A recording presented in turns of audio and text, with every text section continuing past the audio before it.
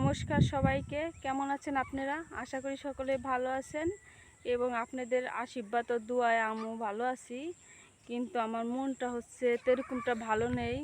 কারণ কি, আজকে হচ্ছে সেই ভালোবাসার লোক, মানে অতি ভালোবেসে যাকে বিয়ে করেছিলাম, সে আজকে হচ্ছে আমাদের বাড়িতে আসতেছে, মানে অভিজিতের বাবা।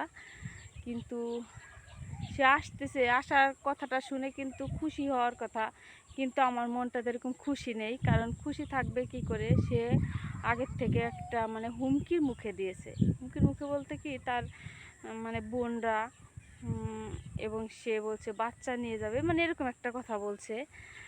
সেই জন্য আমার মনটা বেশি একটা ভালো না। কিন্তু দেখা যাক সে এসে কী বলে, আপনাদের কাছে বলবো যে কীরকম ব্যবহার করে। কিন্তু আমি তার সাথে আসার সঙ্গে সঙ্গে ভালো ব্যবহার করব, তার সাথে কথা বলবো।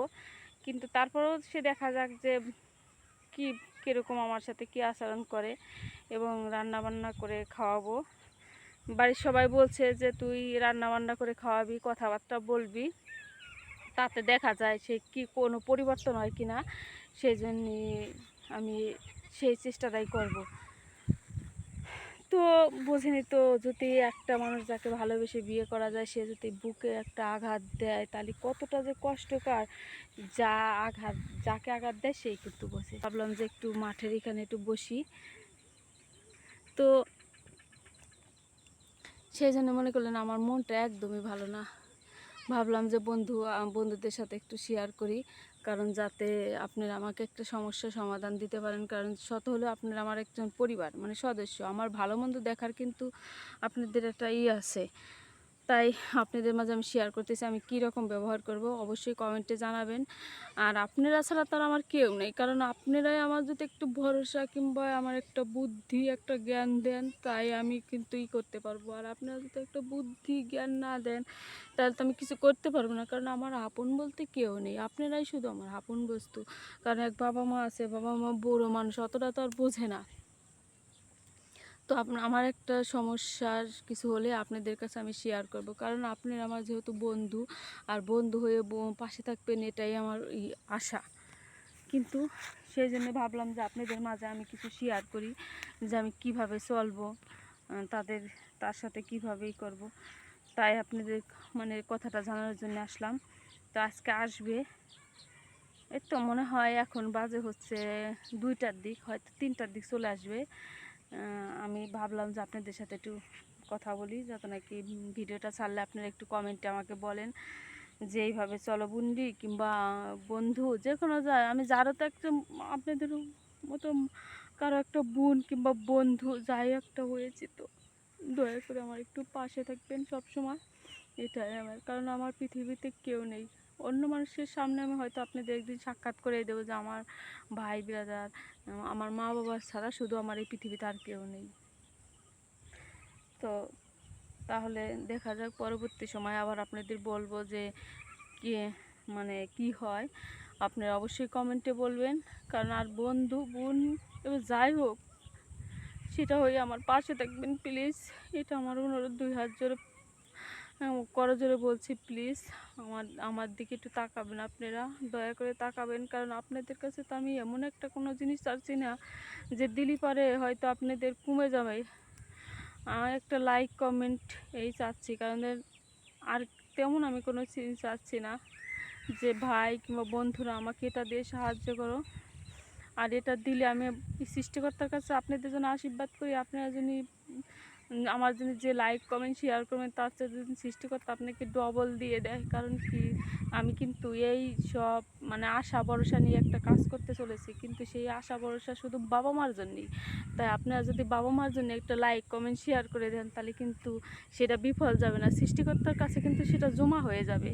তাই প্লিজ দয়া করে আমার দিকে একটু খেয়াল রেখে আমার দিক বোন কিংবা বন্ধু যাই হোক ভেবে আমাকে একটা লাইক কমেন্ট শেয়ার করে আমার পাশে থাকবে প্লিজ। এটাই আমি অনুরোধ করছি বারবার, দয়া করে করবেন। আচ্ছা, আজকের মতন এখানেই, তাহলে দেখা হবে আবার অন্য সময়। সবাই ভালো থাকেন, সুস্থ থাকেন, আর যা হয় এরপরে তো দেখাবো এসে কি করে। আচ্ছা তাহলে রাখি। হ্যালো গাইস, এই দেখেন আমাদের বাড়িতে আত্মীয় চলে আসলো। আত্মীয় কি নিয়ে আসলো, এ হচ্ছে অভিজিতের বাবা আসলো।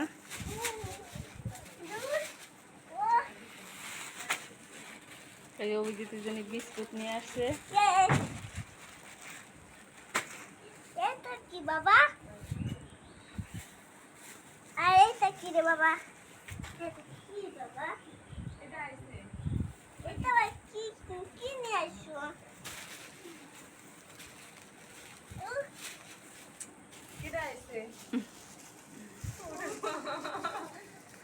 আমার বাড়ি আত্মীয় চলে আইছে তো, ওই দেখেন বাবুর জন্য বিস্কুট নিয়ে আসছে। আর